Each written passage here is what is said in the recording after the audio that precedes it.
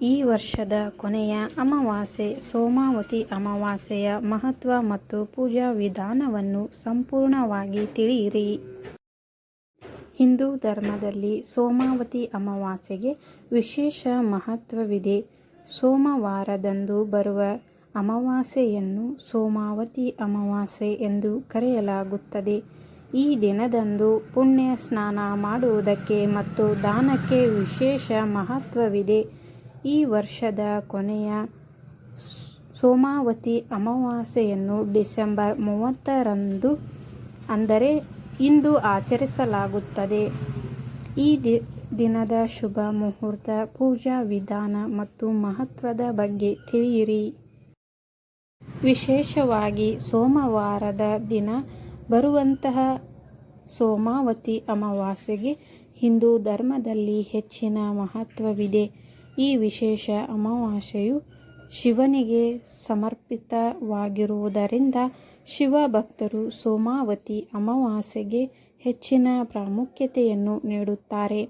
ಅಷ್ಟೇ ಅಲ್ಲದೆ ಈ ದಿನ ವಿವಾಹಿತ ಮಹಿಳೆಯರು ತಮ್ಮ ಗಂಡನ ದೀರ್ಘಾಯುಷ್ಯಕ್ಕಾಗಿ ಪ್ರಾರ್ಥಿಸುತ್ತಾರೆ. ಅರಳಿ ಮರವನ್ನು ಸಹ ಪೂಜಿಸಲಾಗುತ್ತದೆ. ಜೊತೆಗೆ ಈ ದಿನದಂದು ಪುಣ್ಯ ಸ್ನಾನ ಮಾಡುವುದಕ್ಕೆ ಮತ್ತು ದಾನಕ್ಕೆ ವಿಶೇಷ ಮಹತ್ವವಿದೆ. ಈ ವರ್ಷದ ಕೊನೆಯ ಸೋಮಾವತಿ ಅಮಾವಾಸ್ಯೆಯನ್ನು ಡಿಸೆಂಬರ್ 30ರಂದು ಅಂದರೆ ಇಂದು ಆಚರಿಸಲಾಗುತ್ತಿದ್ದು, ಶುಭ ಮುಹೂರ್ತ, ಪೂಜಾ ವಿಧಾನ ಮತ್ತು ಮಹತ್ವದ ಬಗ್ಗೆ ತಿಳಿಯಿರಿ.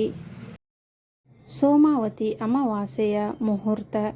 ಅಮಾವಾಸ್ಯೆ ತಿಥಿ ಆರಂಭ ಡಿಸೆಂಬರ್ 30ರಂದು ಬೆಳಗ್ಗೆ 6:31.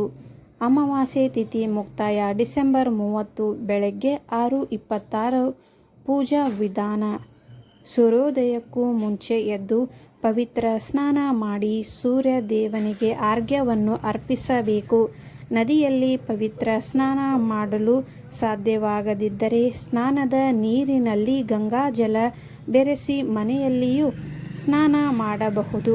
ನಂತರ ದೇವರ ಕೋಣೆಯಲ್ಲಿ ದೀಪ ಹಚ್ಚಿ ದೇವರಿಗೆ ಪೂಜೆ ಸಲ್ಲಿಸಿ ಶಿವ ಪಾರ್ವತಿಗೆ ಆರತಿ ಮಾಡಿ ಸಾಧ್ಯವಾದರೆ ಉಪವಾಸವನ್ನು ಆಚರಿಸಿ ಪೂರ್ವಜರನ್ನು ಪೂಜಿಸಿ ಮತ್ತು ಬಡವರಿಗೆ ಆಹಾರ ಮತ್ತು ಬಟ್ಟೆಗಳನ್ನು ದಾನ ಮಾಡಿ. ಹೀಗೆ ಮಾಡುವುದರಿಂದ ಪೂರ್ವಜರ ಆಶೀರ್ವಾದವನ್ನು ಪಡೆಯುವುದು ಜೊತೆಗೆ ಪಾಪಗಳಿಂದ ಮುಕ್ತ ಪಡೆಯಬಹುದು. ಅಮಾವಾಸ್ಯೆಯ ಮಹತ್ವ. ಗರುಡ ಪುರಾಣದ ಪ್ರಕಾರ ಸೋಮಾವತಿ ಅಮಾವಾಸ್ಯೆಯಂದು ಪೂರ್ವಜರಿಗೆ ತರ್ಪಣವನ್ನು ಅರ್ಪಿಸುವುದು ಅತ್ಯಂತ ಮಂಗಳಕರವೆಂದು ಪರಿಗಣಿಸಲಾಗಿದೆ. ಈ ದಿನದಂದು ಪೂರ್ವಜರಿಗೆ ತರ್ಪಣ ಅರ್ಪಿಸುವುದರಿಂದ ಪಿತೃದೋಷದಿಂದ ಮುಕ್ತಿ ದೊರೆಯುತ್ತದೆ ಮತ್ತು ಅವರ ಆಶೀರ್ವಾದವನ್ನು ಪಡೆಯುತ್ತೀರಿ. ಇದಲ್ಲದೆ ಉಪವಾಸ, ಪೂಜೆ ಮತ್ತು ಪವಿತ್ರ ನದಿಯಲ್ಲಿ ಸ್ನಾನ ಮಾಡುವುದು ಸಹ ವಿಶೇಷ ಮಹತ್ವವನ್ನು ಹೊಂದಿದೆ.